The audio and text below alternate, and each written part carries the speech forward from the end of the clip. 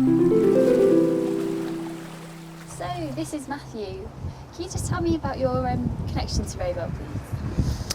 Yes, my parents bought Raybel from the original owners, the Sully small shipping company, the Sully family, in the early 70s, and the barge was still carrying cargo in those days.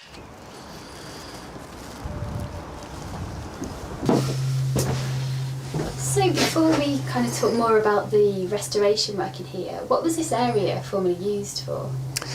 Well, called the forecastle, shortened from forecastle, but forecastle is the way it's always pronounced. In very simple terms, this is where the crew lived, as in not the skipper, but it would be the mate and the third hand. What will be the main bulk of restoration work that will happen within this area? Well, actually in here is the most complex and very time-consuming job, because all these, they're oak timbers about 6 inches square, all shaped.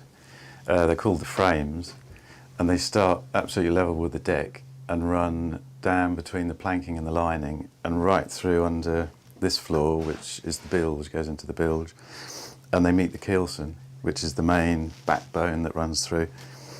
So that framework, piece by piece, will be replaced, and as I say, it is the most skilled, especially where everything's meeting up in the bilges. And this is the forward bulkhead, and from here right back to the far bulkhead was the cargo space. So when this was loaded with, say, 150 tonnes of wheat, often loose, that would be up to the top of the hatchboards.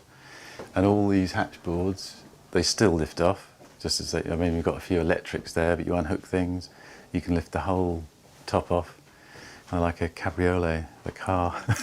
When you have a boat which by its nature will flex, the whole hull will flex, because you can imagine with 150 tonnes inside as well, and in a big sea, part of their strength is that they can move slightly.